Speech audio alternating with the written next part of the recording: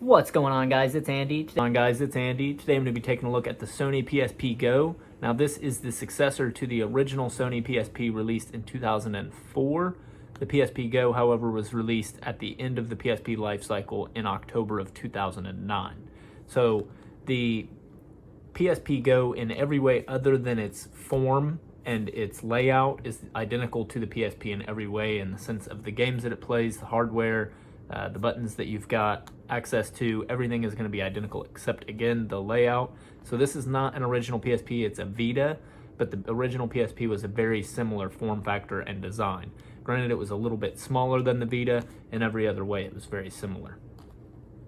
So looking at the PSP Go, the main differences, as I said, was just going to be the form factor. So looking around the device, it's significantly smaller than the PSP, and it's one of the things that makes me love this device so much. So the original PSP being landscape, it obviously had all the buttons and everything available just when you look at the device from the front. The PSP Go, however, was built on this slide mechanism that shows the buttons, much like many phones, I guess, at the time in 2009. So that is, in my opinion, one of the biggest pros and cons of the PSP Go, I suppose, because a lot of people may not like this form factor, especially when you consider the fact that the triggers or the L and R button are behind the screen. So at times it can be a little awkward, but it's just something you kind of adapt to, I suppose. And it's really not something I've ever had a major issue with, but I can absolutely understand the complaint. But to me, this slide mechanism allows the device to be much more portable. So when you slide that closed, even when comparing it to something like an 8-bit Do N30 Pro, which is a very small controller, it is nearly the same size and really almost the same thickness. It's just a hair thicker when you look at the PSP Go compared to this controller. So it's a very small device, if that gives you any idea. One of the best things that I will mention before I get too much into looking at the PSP Go is that you can pick one of these up secondhand for anywhere between about $80 to $120. It kind of fluctuates. It depends. Of course, there are going to be scalpers out there because these were not produced for very long.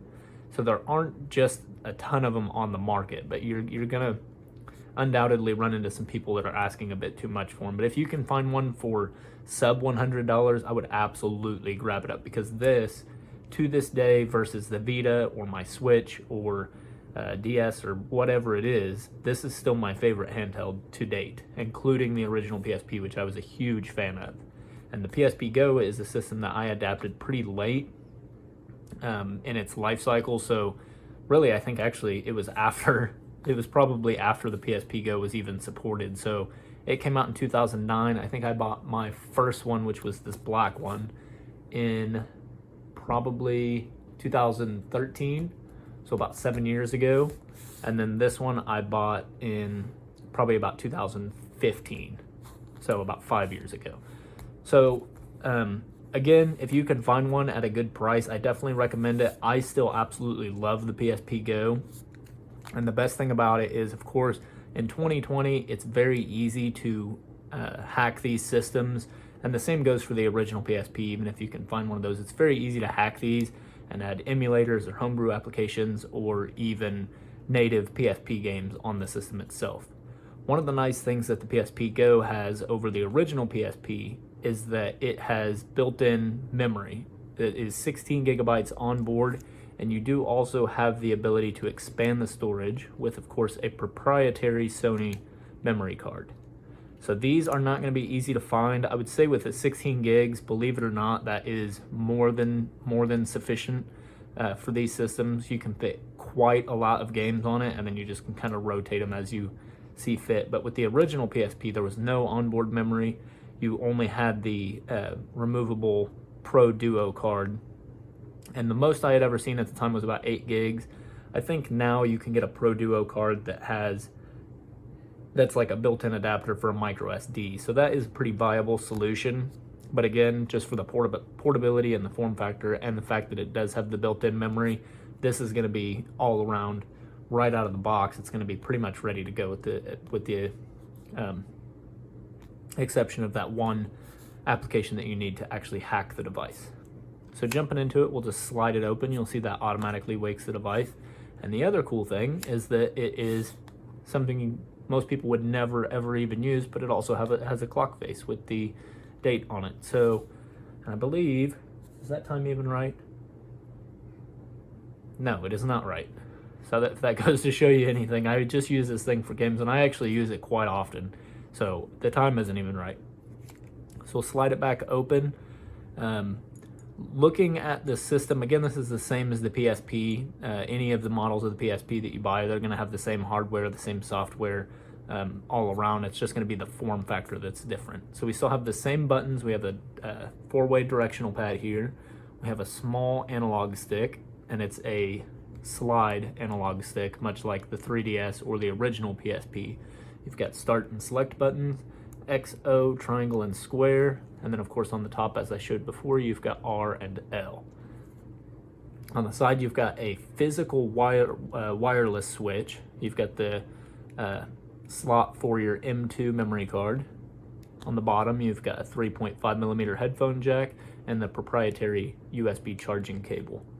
On the right-hand side, you've got a LED power indicator, as well as a sleep hold switch. So if you flip it down, and the original PSP had the same feature, it just locks the buttons. And then if you flip it one time up, it'll put it to sleep. If you press and hold it up, it'll power the device all the way off.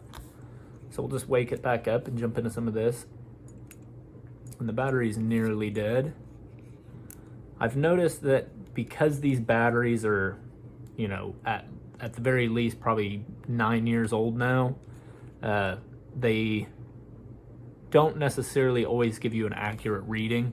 It kind of fluctuates around. I don't really find that it is, you know, dying quickly, but the battery just kind of jumps around. So that's one thing to note. But as long as you're monitoring it and you're, you know, keeping it charged, you should be okay. And the battery is replaceable. It's a matter of, you know, disassembling the device slightly to get to the battery and, you know, buying a new one. So again, a lot of these things you're not going to be using. Of course, there's no such thing as a system update anymore. Some of these things you can just mess around with some of the settings, but that's not really what we're interested in the device for. Again, the extras, same thing. Photos, same thing. This does not have a built-in camera. They did sell a proprietary camera attachment that you would just, I think it plugs in down here. I'm not 100% sure because I was never really interested in it. So you've got photos, you've got music, which I guess you could, in theory, you could slap some music on it. You've got a headphone jack, and I mean, you could use it as an MP3 player, I suppose, if that's something you're interested in doing. Videos, again, probably not going to be your first choice to watch a movie or a show on.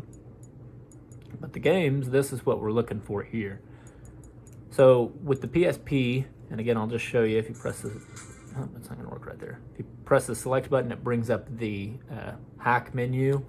So that just, you know, shows that it is hacked. Now, this is a soft hack, and the way that it's done, this isn't going to be a tutorial on how to set it up. You just need this application, and basically every time the device powers completely off and turns back on, you just have to run this application, and it, you know, kind of reruns that exploit.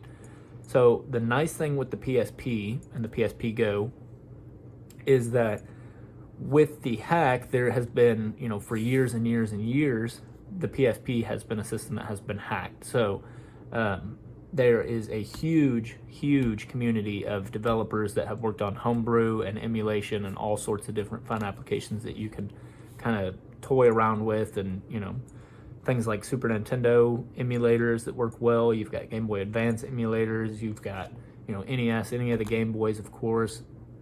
There are Nintendo 64 emulators. I have not personally tried a N64 emulator on a PSP in, I'm not even kidding you, probably at least 10 years. So I have no idea how well that runs. It's just not something I was ever interested in because we're lacking a few buttons to be able to emulate a Nintendo 64 correctly. But where it shines is the library of native PSP games. In my opinion, there are a lot of games that if you missed the PSP in all of its glory, there are plenty of games to keep you busy for quite a while. And even still, like I said, if you aren't necessarily interested in those, it is a very solid device for emulation. You can even run, I would say probably about 70 to 75%, maybe 80% of PS1 games. This is a feature that was natively supported on the PSP.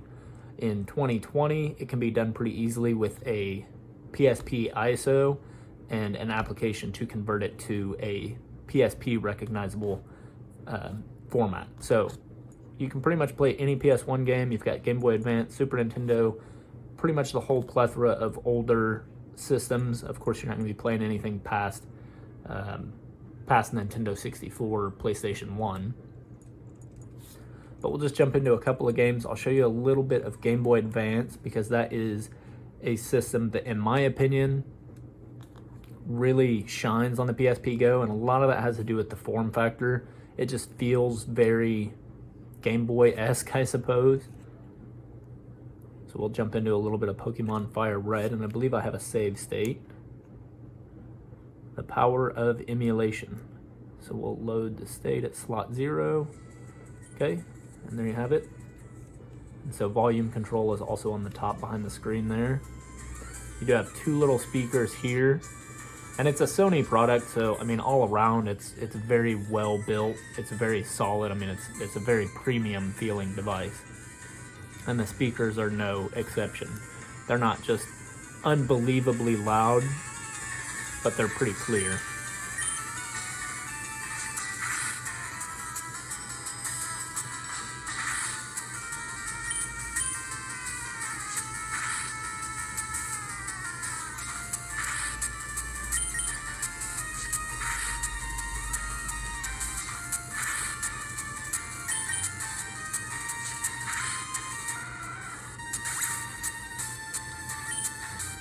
Alright, and there you have it. That is Pokemon Fire Red for the Game Boy Advance running on the PSP Go.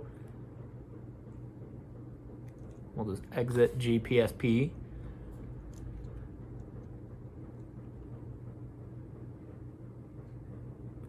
And then we're just going to run through a couple of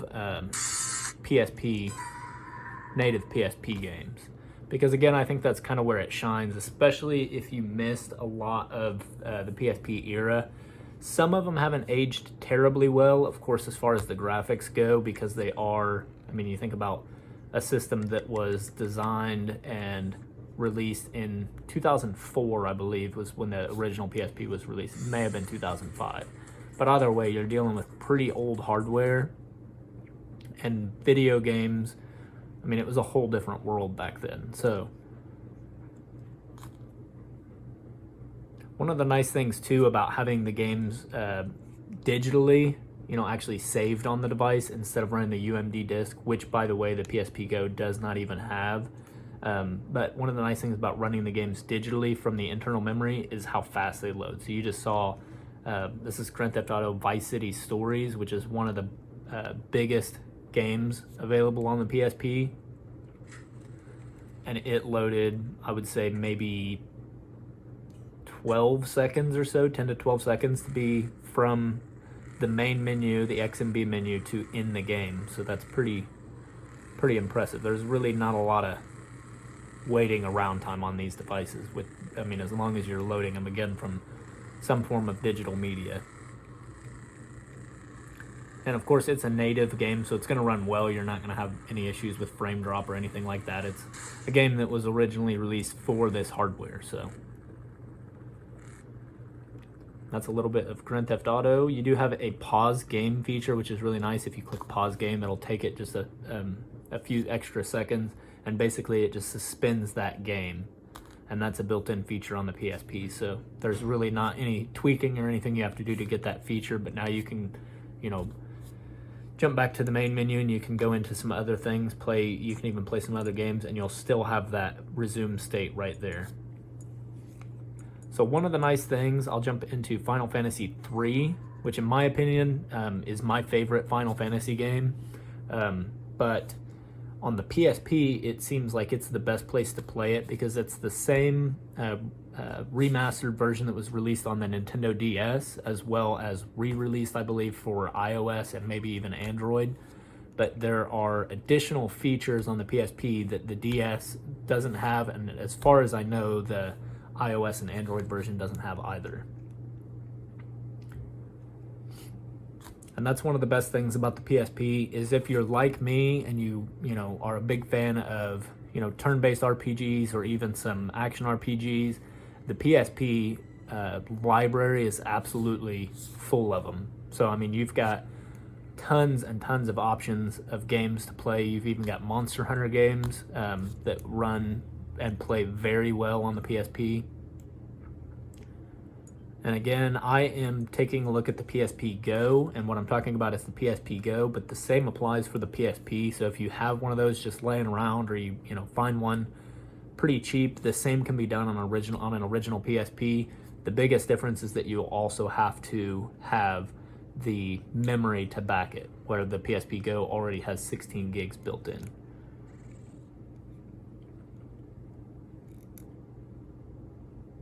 And so again, it took just a little bit longer than than Grand Theft Auto, but I would say no more than 14 or 15 seconds in game, which is pretty good. And so that is Final Fantasy III on the PSP. And like I said, one of my favorite Final Fantasy games, so we'll just quit that. And I think my battery is about to die. It has been a little while since I've charged this thing. We've got some, well, it was empty, now it's back up to 1 bar, so there's really no telling. But in closing, what I'll say, let's put that to sleep there before it dies on me. What I will say is that in 2020, no matter really what year it is since the release of the PSP Go, I have always been a fan of it. In 2020, I think it still holds up. I mean, a lot of you have probably seen some of my other videos on the Retroid Pocket 2, which is a new system. It's a very comparable price to a secondhand PSP Go. Between the two, there's no question that I would buy a PSP Go every time over the Retroid Pocket, or really anything else that's a similar ideal, which is the sense that you can play older games, or even the PSP library. Now, the same can't necessarily be said for a Switch, of course. If you're not really ever going to find yourself between buying a PlayStation 5 or a PSP Go. I think it's a different thing, but my opinion is that I absolutely love the PSP Go. I do recommend it. I do still pick it up, not every day, but very often. And I absolutely adore this system, and I have so many great memories of the PSP library, and I still pick up a lot of those games and go back to them, and there are just so many great games to play on it. If you missed them, or even if you did play them on the PSP and you just want to go back to them, you've got really solid Grand Theft Auto games, you've got solid God of War games, Ratchet and Clank, Daxter, Final Fantasy, several Final Fantasy games, as well as access to PS1 games, GBA, Super Nintendo, original Nintendo, Game Boy Color, and maybe, again, like I said, with a grain of salt, Nintendo 64. So, like I said, I mean, you can play a ton of games on this, and the PSP Go, in my opinion, the form factor is just the most portable thing that you're going to come by that is this powerful and this, premium of a device. So anyways, guys, that is my take on the Sony PSP Go in 2020. I hope you enjoyed it. If you have any questions, just leave them in the comment section below. I'd be happy to talk to everybody that I can. If you like this video, give me a thumbs up. And if you want to support my channel going forward, click the subscribe button. And I hope you enjoyed it. And thank you, guys.